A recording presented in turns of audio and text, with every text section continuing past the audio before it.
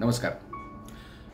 वार्धक्य आणि वार्धक्याबरोबर येणाऱ्या व्याधी, आजार याने माणूस त्रस्त होतो. आयुर्मान जरी वाढलं असलं तरी कुठेतरी क्वालिटी ऑफ लाईफ किंवा गुणवत्ता आपण कमी झाल्याशी बघत असतो. याच विषयावरती भाष्य करणारी एक कविता आपल्यासमोर सादर करतोय आणि कवितेचं नाव आहे वरदान. आपल्यासमोर सादर करतोय, आपल्याला भावेल अशी आशा आहे. वरदान.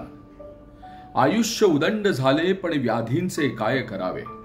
आयुष्य उदंड झाले पण व्याधींचे काय करावे. चिरंजीव वेड्या कसले मृत्यूचं वरदान ठरावे. आयुष्य उदंड झाले पण व्याधींचे काय करावे. चिरंजीव वेड्या कसले मृत्यूचं वरदान ठरावे. डोळ्यांनी पुकाराला संप, डोळ्यांनी पुकारला संप, रक्ताने चापलूशी केली. डोळ्यांनी पुकारला संप, रक्ताने चापलूशी केली. कळण्याआधी त्याने साखर आपलीशी केली. पूर्वसंचयाचे उरले आता व्याधीरूपी पुरावे. चिरंजीव वेड्या कसले मृत्यूचं वरदान ठरावे.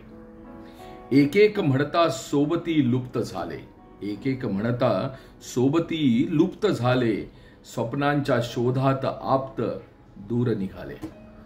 गर्दीत रमणारे जीव मग सहवासाला पारखे ठरावे. चिरंजीव वेड्या कसले मृत्यूचं वरदान ठरावे. व्याधीच आज फक्त सहचारी का असावी. व्याधीच आज फक्त सहचारी का असावी. दाहक सत्य माझे व्याधी प्रामाणिक ठरावी. व्याधींनी असे माणसाला सतत का लाजवावे. चिरंजीव वेड्या कसले मृत्यूचं वरदान ठरावे. शेवटचा अंतराय. मैफिलीचा राजा एकांत भोगतो आहे. मैफिलीचा राजा एकांत भोगतो आहे. उरलेल्या क्षणांचा हिशोब मोजतो आहे. शब्दाच्या कुबेराला विस्मृतीचे साप का डसावे. चिरंजीव वेड्या कसले मृत्यूचं वरदान ठरावे. चिरंजीव वेड्या कसले मृत्यूचं वरदान ठरावे. धन्यवाद.